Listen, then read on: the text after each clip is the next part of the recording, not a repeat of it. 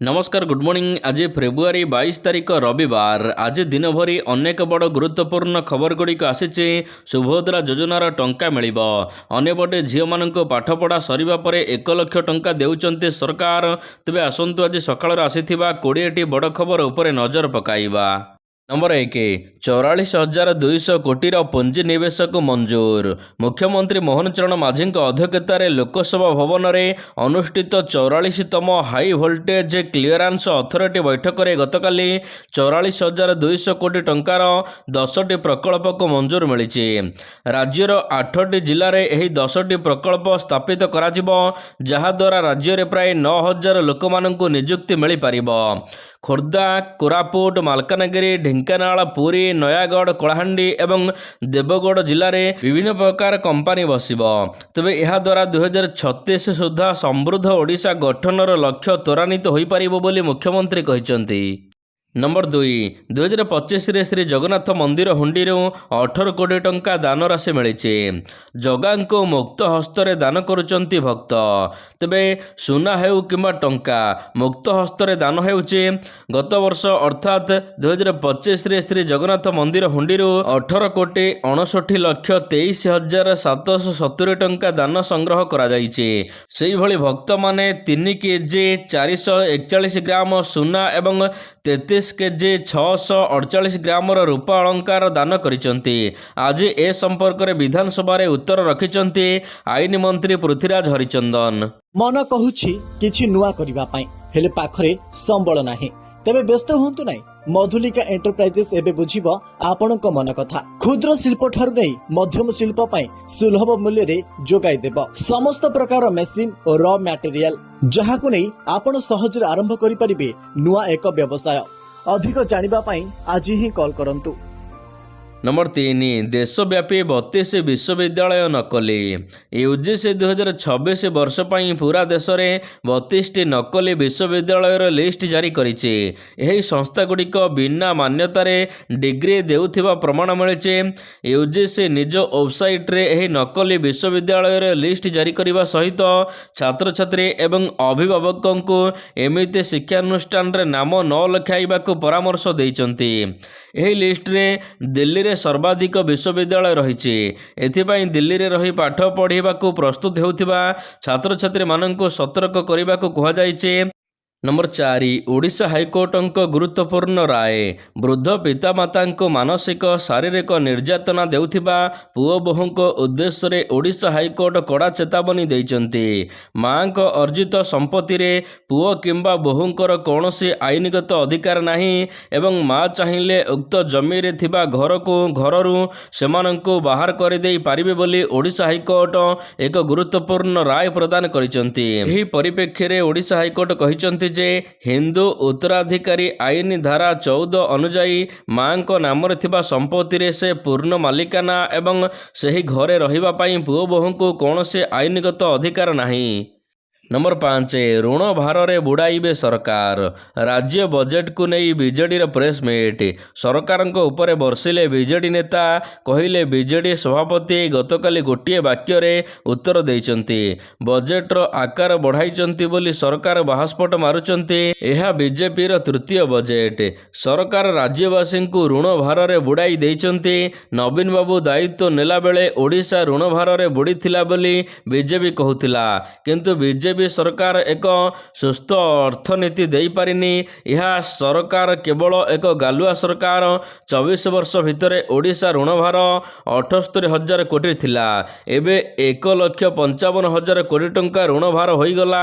केमिति चलिबो राज्य राजकोष यह पचारिछि बीजेडी। नंबर 6 किए चलाई देउनी विधानसभा। मंडी और चाषी प्रसंग में शासक दल को नाकेदम कलेणी विरोधी। 4 दिन हेब धोई जाउछि गृह कार्य।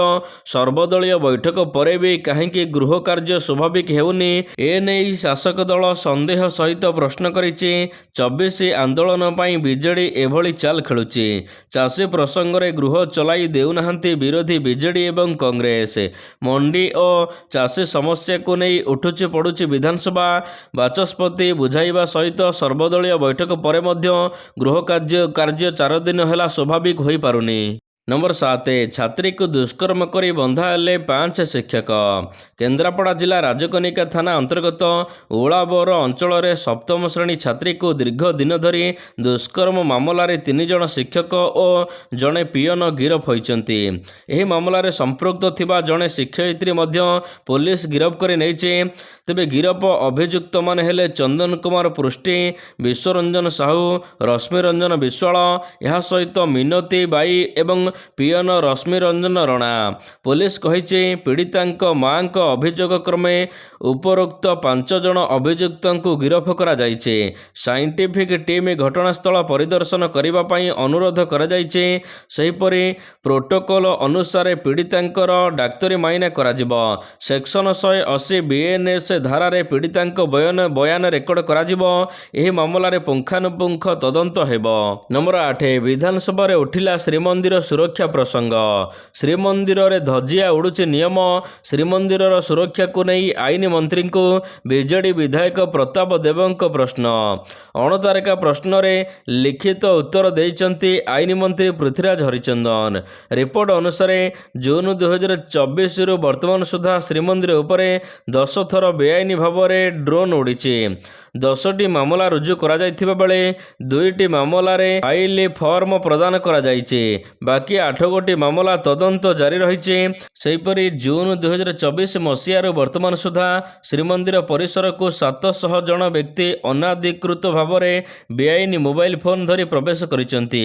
ଏଥିପାଇଁ 6,93,000 ଟଙ୍କା ଜରିମାନା ମଧ୍ୟ ଆଦାୟ ହୋଇଛି। ନମ୍ବର 9 ୟୁଟର୍ନ ନେଲେ ଭକ୍ତ। ରାଜ୍ୟସଭା ନିର୍ବାଚନକୁ ନେଇ ୟୁଟର୍ନ ନେଲେ ଭକ୍ତ। ରାଜ୍ୟସଭା ପ୍ରାର୍ଥୀ ଦେବା ପ୍ରସଙ୍ଗରେ ଏଡ଼ାଇ ଗଲେ। କହିଲେ ସମୟ ଆସିଲେ ଜଣାପଡ଼ିବ। ପୂର୍ବରୁ କହିଥିଲେ ରାଜ୍ୟସଭା ନିର୍ବାଚନ ପାଇଁ କଂଗ୍ରେସ ପ୍ରାର୍ଥୀ ଦେବ। ତେବେ ସେ ଗତକାଲି ଏ ପ୍ରସଙ୍ଗକୁ ଏଡ଼ାଇ ଦେଇଛନ୍ତି। କଂଗ୍ରେସ ପାଖରେ ଜିତିବା ପାଇଁ ଯେତିକି ସଂଖ୍ୟକ ଆବଶ୍ୟକ ତାର ସଂଖ୍ୟା ନାହିଁ। କିନ୍ତୁ ଗଣତନ୍ତ୍ରକୁ ବଞ୍ଚାଇବାକୁ କଂଗ୍ରେସ ବିରୋଧୀ ଦଳର କର୍ତ୍ତବ୍ୟ ନିଶ୍ଚିନ୍ତ ତୁଲାଇବ। ଯଦି ବିଜେଡି ସଭାପତି ତଥା ବିରୋଧୀ ଦଳ ନେତା ନବୀନ ପଟ୍ଟନାୟକ ସମୟ ଦେବେ ଏବଂ କଂଗ୍ରେସ ଏ ବାବଦରେ ଆଲୋଚନା କରିବାକୁ ପ୍ରସ୍ତୁତ। ରାଜ୍ୟର ହିତ ଏବଂ କଂଗ୍ରେସ ନିଜର ପ୍ରାର୍ଥୀ ଦେବାକୁ ପଛେଇବ ନାହିଁ। ନମ୍ବର 10 ଟେଟ୍ରା ପ୍ୟାକେଟରେ ମିଳିବ ମଦ। କାଚ ବୋତଲରେ ଆଉ ମିଳିବନି ମଦ, ଏଣିକି ଟେଟ୍ରା ପ୍ୟାକେଟରେ ଆସିବ ମଦ। ବିଧାନସଭାରେ ବିଧାୟକ ସନା ମହାକୁଡ଼ଙ୍କ ପ୍ରଶ୍ନରେ ଏନେଇ ଅବକାରୀ ମନ୍ତ୍ରୀ ପୃଥ୍ୱୀରାଜ ହରିଚନ୍ଦନ ଉତ୍ତର ଦେଇଛନ୍ତି। ଅବକାରୀ ନୀତି ଅନୁସାରେ କାଚ ବୋତଲ ପରିବର୍ତ୍ତେ ଏଣିକି ଟେଟ୍ରା ପ୍ୟାକେଟ ବ୍ୟବହାରକୁ ଅନୁମତି ଦିଆଯାଇଛି, ଯାହା ପରିବେଶକୁ ସୁରକ୍ଷା ପାଇଁ ମଧ୍ୟ ଅନୁକୂଳ। ଏହା ସହିତ ପରିବେଶ ସୁରକ୍ଷାକୁ ଦୃଷ୍ଟିରେ ରଖି ସରକାର ସମସ୍ତ ସଂସ୍ଥା ଏବଂ ବ୍ୟକ୍ତିମାନଙ୍କୁ କାଚ ବୋତଲ ଗୁଡ଼ିକର ପୁନର୍ବ୍ୟବହାର ପାଇଁ ଉତ୍ସାହିତ କରିବାକୁ କହିଛନ୍ତି। ସେହିପରି ରାଜ୍ୟରେ ପ୍ରତିବର୍ଷ କ୍ରମାଗତ ଭାବରେ ମଦ ବିକ୍ରି ବଢ଼ି ଚାଲିଛି। 10 ମାସ ମଧ୍ୟରେ 6,560 କୋଟି ଟଙ୍କାର ମଦ ପିଇଛନ୍ତି ରାଜ୍ୟବାସୀ। ନମ୍ବର 11 5 ରାଜ୍ୟରେ ନିର୍ବାଚନ ପାଇଁ ପ୍ରସ୍ତୁତି। କେରଳ, ତାମିଲନାଡୁ, ପୁଡୁଚେରୀ, ପଶ୍ଚିମବଙ୍ଗ ଏବଂ ଆସାମ ଆଦି 5 ରାଜ୍ୟରେ ବିଧାନସଭା ନିର୍ବାଚନ କରିବା ପାଇଁ ନିର୍ବାଚନ କମିଶନ ପ୍ରସ୍ତୁତ ହେଉଛନ୍ତି। 5ଟି ରାଜ୍ୟ ପାଇଁ ନିର୍ବାଚନ ବିଗୁଲ ବାଜିଛି। ମୁଖ୍ୟ ନିର୍ବାଚନ କମିଶନର ଜ୍ଞାନେଶ କୁମାରଙ୍କ ନେତୃତ୍ୱରେ ନିର୍ବାଚନ କମିଶନର ଏକ ଦଳ ନିର୍ବାଚନ ପ୍ରସ୍ତୁତି ମୂଲ୍ୟାଙ୍କନ କରିବା ପାଇଁ ଫେବୃଆରୀ 25 ତାରିଖରୁ 27 ତାରିଖ ପର୍ଯ୍ୟନ୍ତ ତାମିଲନାଡୁ ଏବଂ ପୁଡୁଚେରୀ ଗସ୍ତରେ ରହିବେ।